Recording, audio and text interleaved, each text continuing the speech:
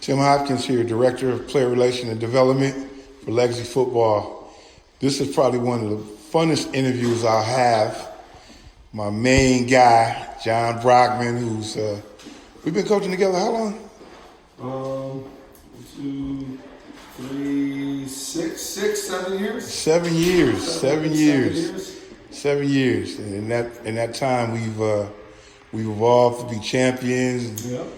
Win district finals and regionals and City championships and a couple appearances. one breather away from The semis. Yeah.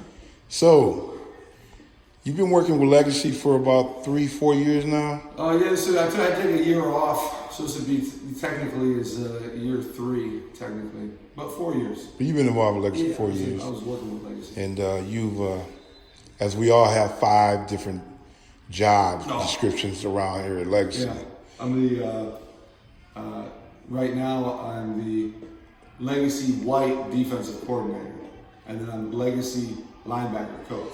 And you have the distinguished honor of being the first defensive coordinator for the first annual non-televised Legacy All-Star Game. Yes. A couple years ago, I was the first inaugural. I was the defense coordinator for the inaugural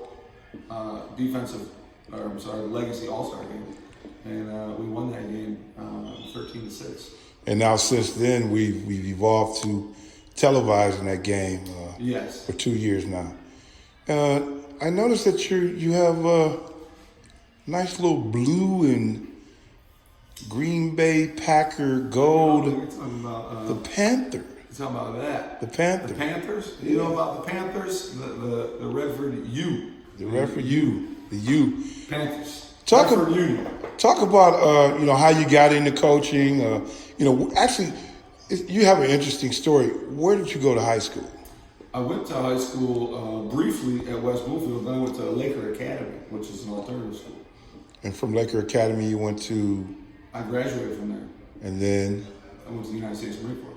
And then you come out of the Marine Corps. Yeah, I came back from the Marines, and my father's a big finance guy, so I tried selling mortgages. AKA Papa Brock. Papa Brock, and I didn't like selling mortgages, so I decided skilled trades is more my thing. So started working as a mechanic.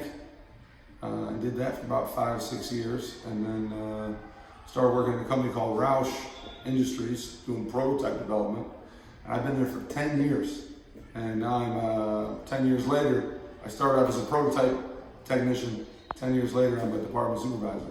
So you've always been the type to roll your sleeves up, get your face dirty, and then plant your seeds, and then watch it grow. It's always been fun to see you evolve as a person. We're like brothers, and much success. And talk about some of your influences. Quite naturally, Papa Brock has been your mentor. He's your dad. Yeah, my father, taught me a lot of stuff. When you're younger, you don't really think everything that they tell you. But as you get older, you understand that you're he's wise. And gave me a lot of good information. And he's a good person to kind of role model for you. He's been successful in business and in his personal life. He's down in Naples. Yeah, living in Naples, but he played high school football, he went to college, he's got his degrees, and he's really good. Talk about Papa Brock in football, though. So my father is 60, he'll be 66. He'll be 66 this year. So when he was playing football, it was in the 60s. And they used to be able to head slap. And he showed me a helmet that they used to wear. He still has his helmet and his pads from when he played at Corydon High School in Corydon, Indiana. He still has his helmet and shoulder pads? Yeah, I don't know if he still does it now, but he does. I have the football from his last football from his last season. You still got it? I got it. It's in going in a glass case in my basement. You put it in the glass case, okay. Did you get him to sign it though? Did he sign it? It's just all natural. It's a Spalding. Right, right. It just has one white lace, and that's it. It's just a Spalding on the side. Wow. All leather, pigskin, all natural. But So it used to be a head slap. I remember when I was a little kid, I was in 7th grade, 6th grade, 7th grade when I started playing.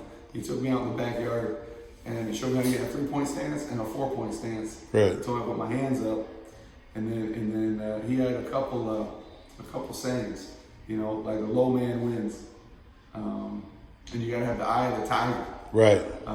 Stay low, feel the flow, deliver the blow. Stay low, feel the flow, deliver the blow. And so I started playing at defensive end.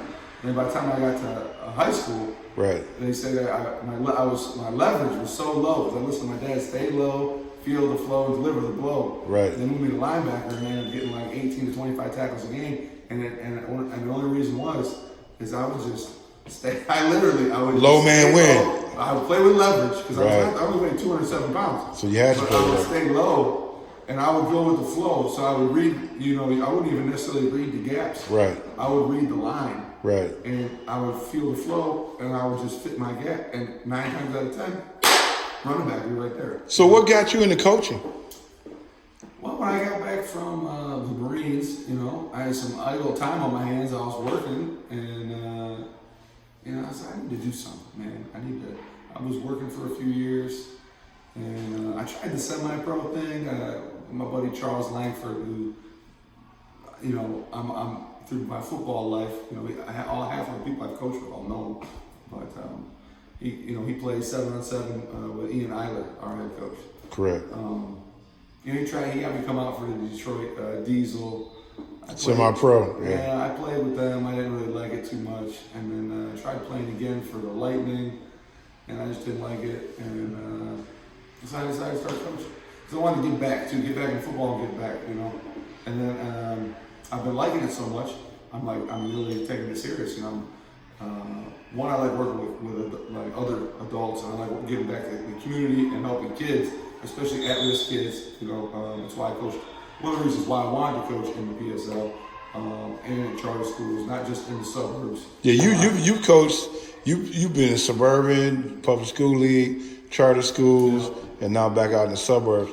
Who are some of your where do you get some of your coaching mentoring from, your influences?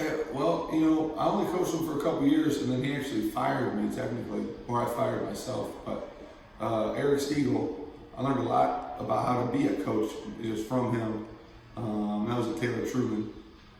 Dominic Shrewsbury, who was our head coach at West Bloomfield, who was pretty stern, you know, football guy.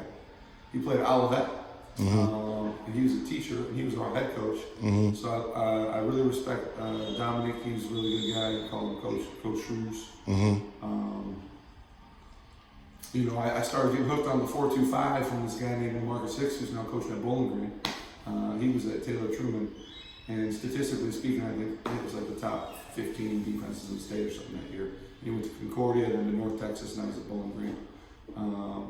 And that's what planted the seed in my brain about how amazing and dynamic and flexible the 4-2-5 is. That you don't have to get tied in to a certain player. It's all about the alignment and then the run fit, right? Correct. Because in the 4-2-5, you can attack from any angle. Yeah, you have self-adjusters. It's pretty dynamic, you know. Instead of running a 3-3 or a 3-4, you know, you just change some alignments and then you call it a 4-2-5. But I learned a lot just in that early stage, and then I met you and Coach Pittman, John Pittman, who I love that guy. Even though I only got to coach with him for a year, right. He never wants to continue the journey with the brotherhood. I love you, John. If you ever see us, you're the man. And I've been coaching with you now for, I think this will be 7 years now, and we've been, you know, you're my mentor. You know, I try to absorb as much knowledge as I can from you. Just like what I've been through, you've coached in every demographic. You know, I'm very cultured. You're very cultured. You went to school in West Virginia. I went to the Marines. So full circle. Like my mom was telling me today when I was driving in. You know, 80% of the people I coach with haven't coached in the demographics and give back to the kids the way that myself and the circle of coaches I surround myself with do. Correct. Some coaches only coach in the suburbs. Some coaches only want to coach in the city. I like coaching the guys who want to work with kids. Correct. And that's been my biggest thing. And I'm hoping that it can transcend and I keep on working and doing stuff like with Legacy. I can transcend that to the next level. I want to be a GA within the next 18 months. And I just kind of I want to just keep on giving back, right? I've been giving back to high school kids for almost 10 years total. I think it's time, now that I'm in my 30s, maybe to get back to that next level. Yeah, shout out to Mama Brock, who bakes the cookies and brownies and Rice Krispie treats, and love you, Mama Brock. Mama Brock was here today. She was looking for me. She said you were under a tent the whole time. Yeah, well, I mean, my media responsibilities, and John's also co-hosted the Coach Hop Show with me. That's right. And watched that evolve. And, this is our 30 for 30. My boy, my blood brother, John Brockman, and much success. And we still got a couple things to get done, man. And, Redford Union, I wasn't sure how I felt about doing the give back, reach back kind of grassroots thing. Yeah. But I have so much respect for Coach Eiler, the head coach, and a good group of guys all decided, we all talked, and you're there too. We said, man, let's do it, right? And, it wasn't what we thought it was when we got there. And last year was our second year and we won the playoffs, and not one person thought we'd ever be able to win there or make the playoffs. And this will be our third season, and I'll be damned if we don't win a district championship. The beast in you, John Brockman, are you the run fit coordinator with Coach Hop? Peace.